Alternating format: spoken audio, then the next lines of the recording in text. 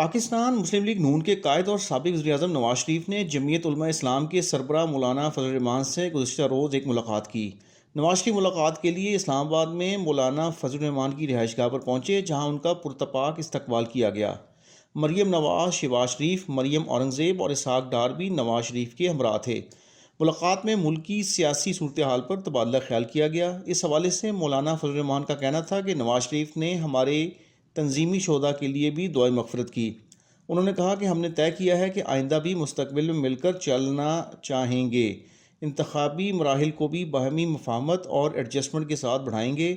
مستقبل میں نون لیگ کے ساتھ مل کر چلنے کا فیصلہ کیا ہے۔ نواز شریف سے ملاقات کے بعد میڈیا سے گفتگو میں مولانا فضل الرحمان کا کہنا تھا کہ بلاول نے بزرگوں کی بجائے انہیں موقع دینے کی بات کی ہے۔ بلاول کی اس بات کا پہلا نشانہ تو خود ان کے والد ہیں۔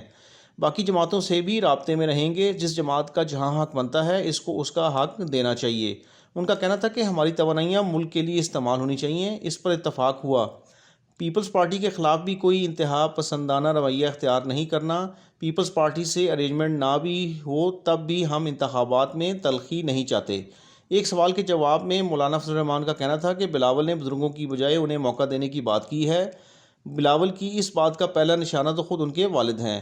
بلاول کی والدہ زندہ ہوتی تو پھر کیا صورتحال ہوتی؟ بزرگ اور بچے کی سوچ میں فرق ہوتا ہے۔ یہی فرق بلاول کے بیانات میں نظر آ رہا ہے۔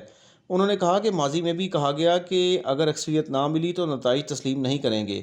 کسی بھی پارٹی کو اس کے حق سے محروم نہیں کرنا چاہیے۔ انتخابی ماحول میں تلخیاں پیدا نہیں کرنی چاہیے۔ ہمیں آئندہ انتخابات کو متنازع نہیں کرنا اور نہ ملک اس کا متحمل ہو سکتا ہے۔